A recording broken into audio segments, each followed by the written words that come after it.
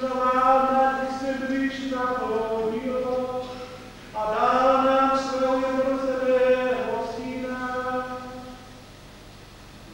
Stal se člověkem a narodil se z Páně, svým křížem nás vysvobodil z věčné smrti. Chválíme a oslavujeme a se všemi nebeskými zástupy radostně voláme.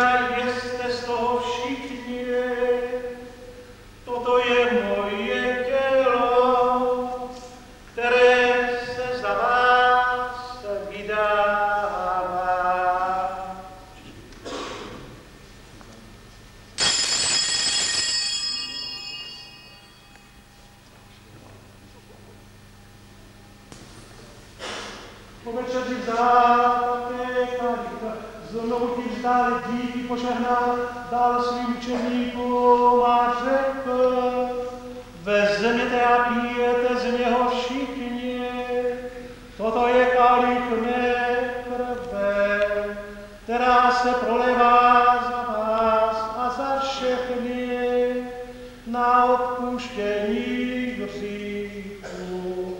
Toto je smlouva nová věčná, to konejte na mou památku.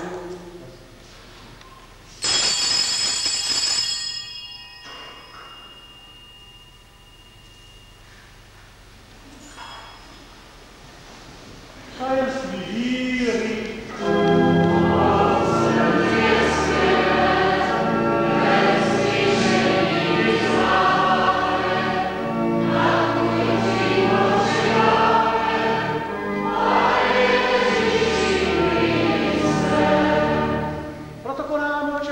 Smrti a vzkříšení tvého syna. Obětujeme ti chléb života a kalich spásy a vzdáváme díky za to, že smíme stát před tebou a můžeme ti sloužit. A pokoře tě prosím, jak nás všechny, kdo máme účast na těle a krvi Kristově, zhromáždí a sjednotí Duch Svatý.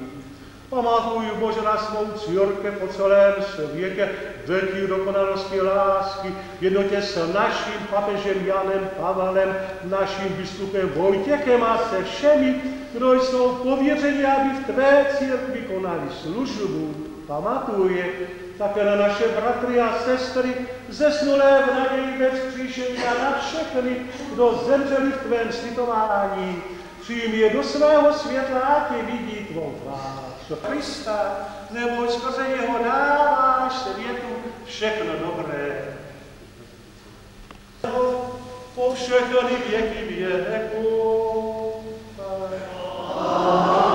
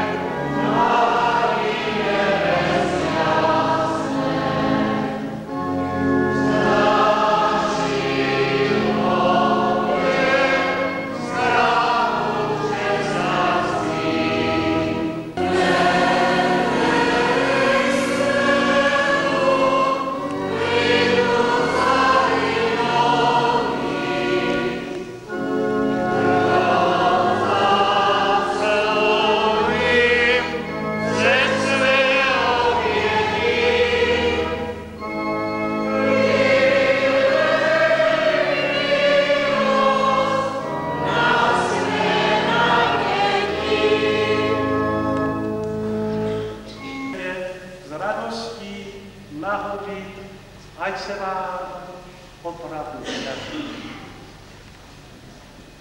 Pochválen buď Ježíš Kristus.